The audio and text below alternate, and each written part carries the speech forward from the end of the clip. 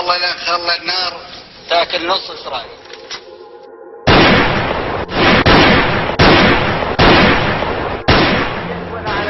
انا صدام حسين اخو هتلر اخو الشعب. انت المعد